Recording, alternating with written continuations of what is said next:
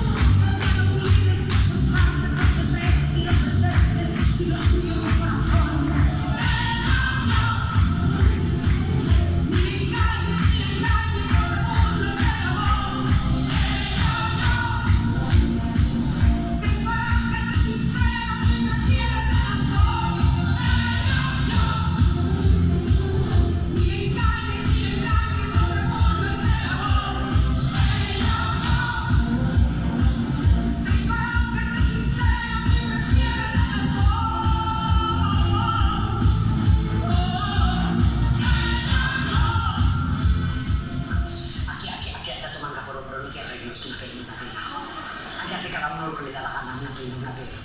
No hay más duda que no puede ser una pena. Una pena, una pena. ¡Wow! Fuertes aplausos para Loreto.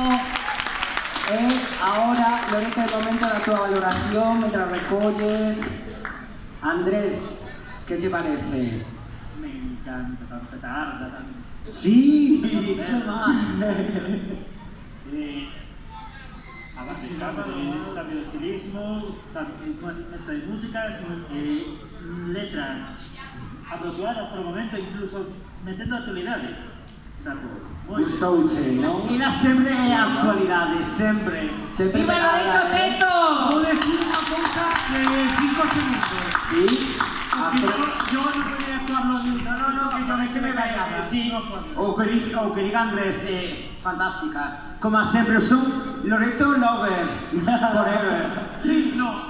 Decadencia, ¿quiere decir algo? Quiero decir claramente que este ano fixeches caso do que pasou o segundo ano, o primeiro quedou de segunda, un dios da escena, porque é algo totalmente diferente, de repente queda de segunda, frente a travestis e tal, pero para resumir, é dicir, deulle sentido a actuación. Corta, corta. Que temos que entender. Uy, que nos di producción que tenemos que cortar. Pero deulle sentido que temos que entender. Que hay que llevar mascarilla. Loreto Teto, ese teto bien alto. ¡Muy bien, Loreto Teto! ¡Viva! Bueno, ¡Viva pues, ella! ¡Viva el coño que la parió! Producción que afronta. Claro, me estaba diciendo.